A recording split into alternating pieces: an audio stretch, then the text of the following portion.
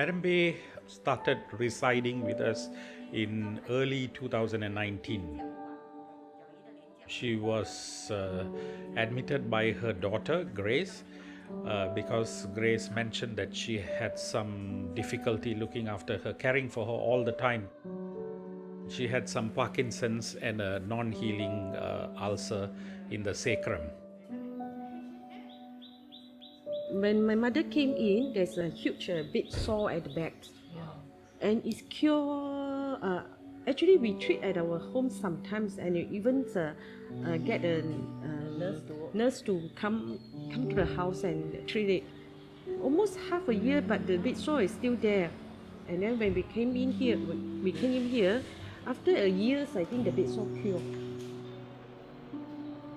The Parkinson's did not seem to be progressive with the medications that she was already on, so it was quite easy for us to look after her.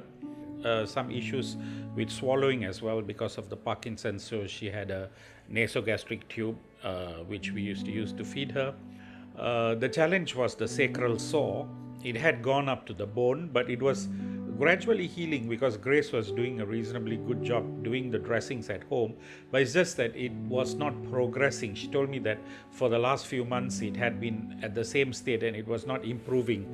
There's 4 stages. Of course, if the bone is exposed, then that's stage 4. She was somewhere between a stage 2 and a stage 3. So we just needed to continue that, turn her every 2 hours to the left and right and allow air circulation.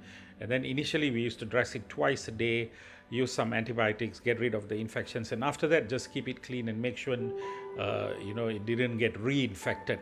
And with some hard work and perseverance it sort of closed off, but it took a long time. Because we are struggled for the bed sore for I think almost a year or so. Yeah, Actually, we have brought her to see many doctors, and they were saying that the chances of recovery is not high. Yeah. It's very difficult. It's very difficult to cure. They said most of the old folk they are bringing the bed sore and until they die. For us as medical people, when we see a sore like this, we look at her condition, the comorbids, the Parkinson's, the nasogastric tube, feeding and things like that. It's very difficult to mobilize such a person. Hello. 你好吗？你好吗？好。好。你好吗？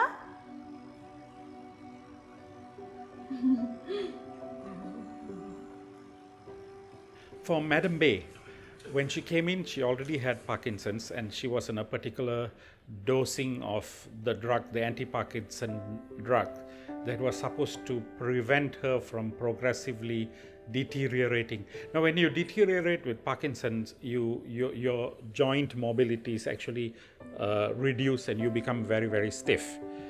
You look at her hand, it's like that. Move her a bit, she will feel pain. And she is in the advanced stage now, according to the doctor. The downside to having a lot of the drug to actually reduce the stiffness makes you sort of go to sleep. So you're not very responsive, you're not very alert. So sometimes you're caught between the devil and the deep blue sea, because on one side you want someone who is responsive and alert because you feel you're doing a great job looking after them because they're now answering you and responding to your questions and you're happy about it. But at that same time, when you actually do that, then you are perpetuating the progression of the Parkinson's. You can see from the video, her awareness, her responsive will be longer compared to at home when she was with us, when we're taking care of her. So you have to find a very fine balance between the two. Of course, when nutritional status improves and infection goes away from the sacral wound and things like that, then chances are, yes, you can sort of better regulate the progression of Parkinson's, but it's never 100%. So there's always this thing, and eventually at some stage, because of degenerative changes of the brain, Parkinson's wins. okay, and then someone degenerates, and eventually that would lead to end of life. So she not been well for many years. I think at least 1.5 year. 1.5 years. There's no chance to recover. We also focus on rehab and getting people well and sending them home so that the children can look after them, because we strongly believe that if you're familiar with the environment you live in, it's just much more conducive for you, you're more comfortable, you have less stress. But sometimes when it comes to end of life care, then it's a bit difficult to discharge them and send them back home. But for every patient that we have, we always consider getting them well enough just to go back home.